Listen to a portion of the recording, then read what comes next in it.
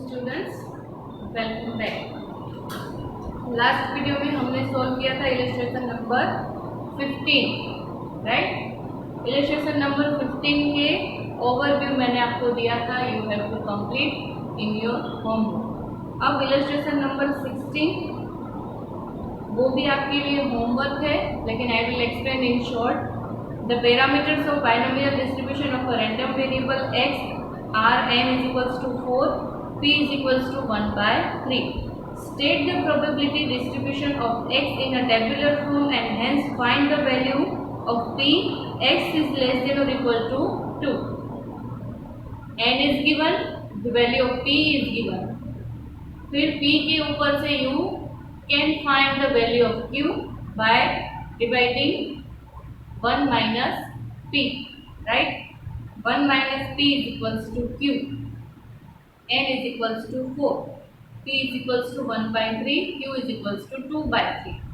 अब first of all n is equals to 4 and हमें क्या लिखना है? Probability distribution in tabular form, जिस तरह से हम पहले लिखते आ रहे थे। p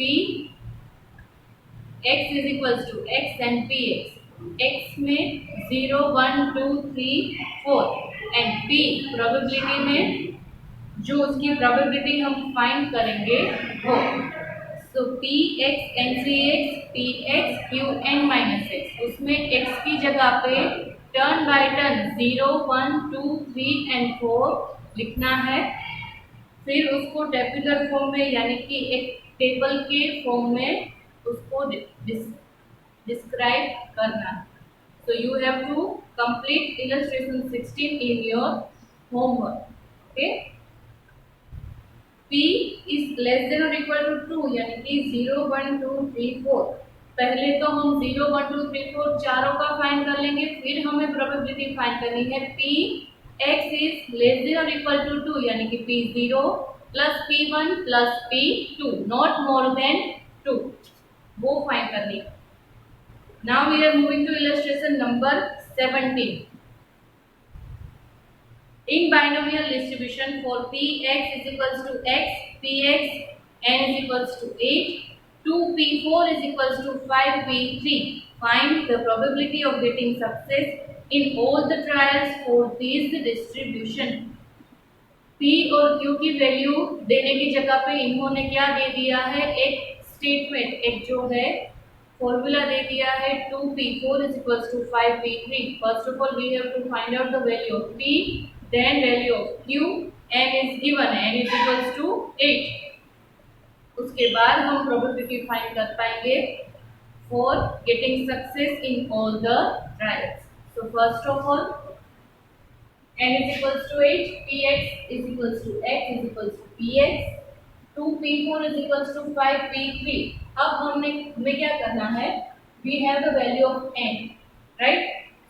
2p4 p4 2 हम अभी अलग रख देते हैं और p4 को अगर हम फॉर्मूला में पुट अप करें the values, so we will get 8c4, 8 is n, p4 यानी कि ये क्या है? x, px x की जगह पे 4 in the formula of binomial probability distribution, 2 as it is in bracket 8c4, यहाँ पे हम सॉल्व कर रहे हैं अभी p4, p4 power q n minus x यानी कि 8 माइनस 4 इज इक्वल्स टू, क्योंकि यहाँ पे साइन है equals to p, 5 as it is.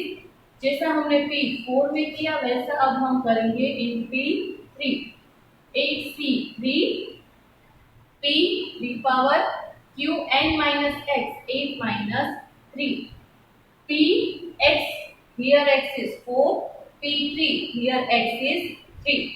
अब 2 as it is, 8c4 is equals to 70, 8 into 7 into 6 into 5 divided by 4 into 2 3 into 2 into 1, so we will get 70 into p4 power q 4 power 8 minus 4 is equals to 5 as it is, 8c3 8 into 7 into 6 divided by 3 into 2 into 1, so we will get 56.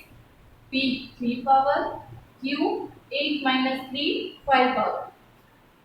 अब ये दोनों का multiplication 70 into 2 140 P 4 power Q 4 power is equals to ये दोनों का multiplication 56 into 5 280 P 3 power Q 5 power. Okay, now 140 and 280 अगर इसको हम यहाँ पे डिवाइड में लेके जाए तो ये 2 से इसका जो है वो डिविजिबल है 2 से। 140 इंटू 2 इज इक्वल्स टू 280। सो इस तरफ 2 बचेगा, यहाँ पे P4 P3, तो यहाँ पे एक P बचेगा और Q4 Q5 यहाँ पे एक Q बचेगा। बाकी जो है कॉमन है इसलिए कैंसल हो जाएगा। अगर इस फॉर्म में आपको नहीं समझ में आ रहा तो आप इस तरह से भी कर सकते हैं। 140 P4 Q4 divided by 280 P3 Q5।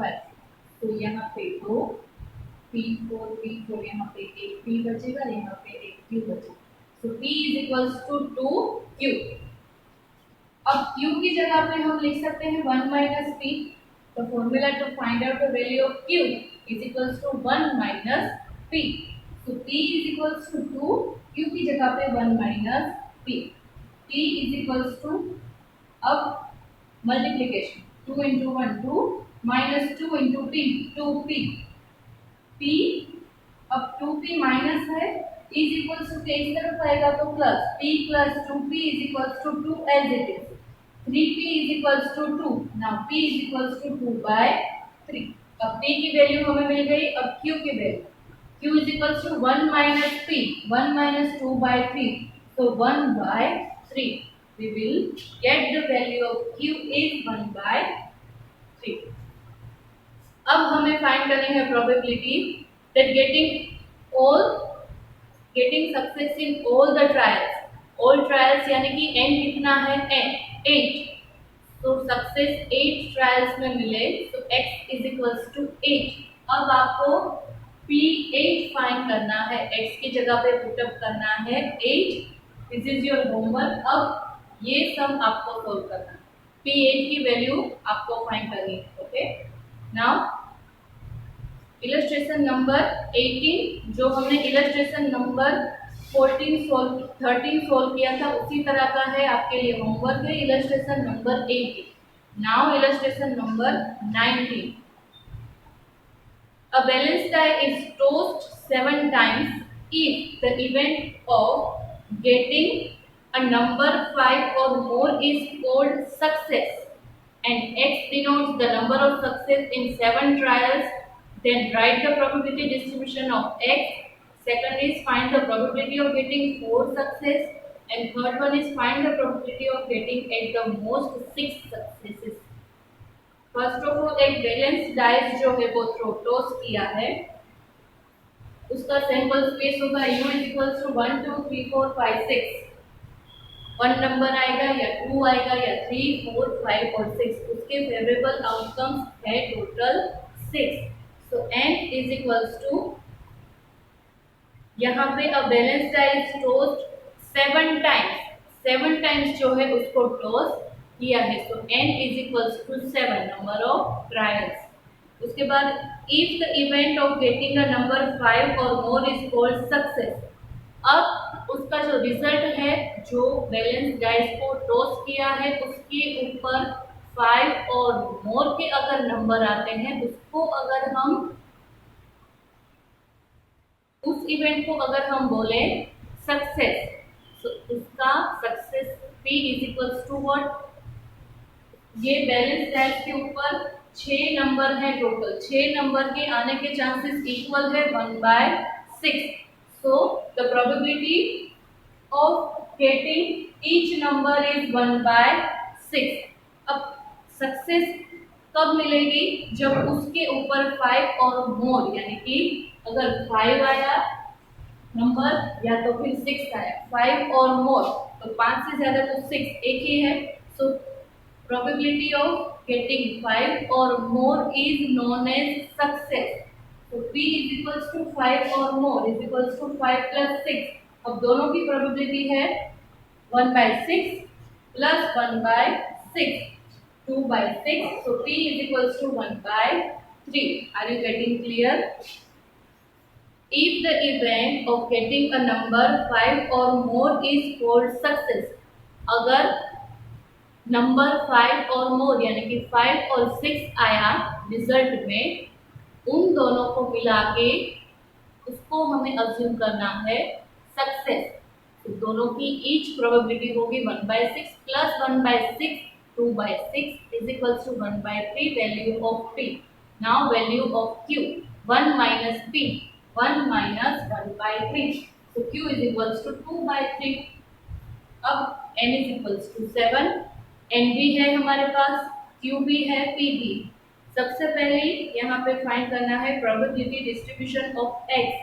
Formula में ये सारी वैल्यूज को पुटअप करके लिखना है। Probability distribution Px is equals to 7cx into 1/3 x power 2/3, 7 minus x power।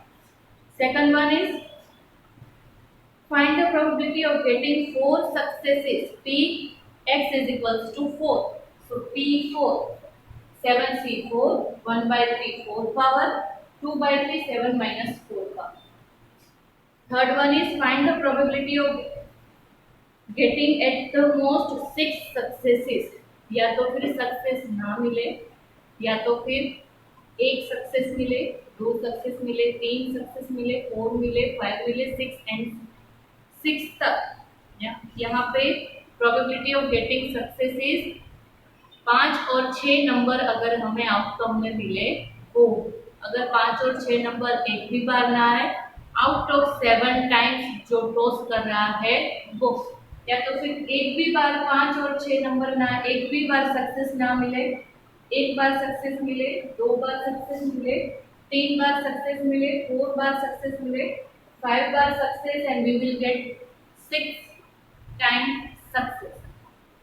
तो एक बार नहीं मिलती है, बाकी के 6 time we will get success. तो इसकी प्रोबेबिलिटी हमें फाइंड करनी है। P0 plus P1 plus P2 plus P3 plus P4 plus P5 and plus P6 at the most 6 successes.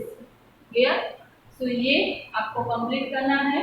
Illustration 19 basic मैंने करा दिया है, अब इसको कंप्लीट आपको करना है।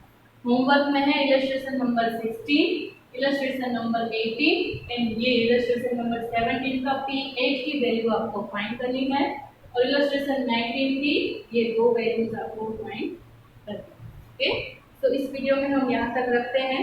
नेक्स्ट वीडियो में नेक्स्ट सम हम स्टार्ट करेंगे। तब तक के लिए take care and have a nice day.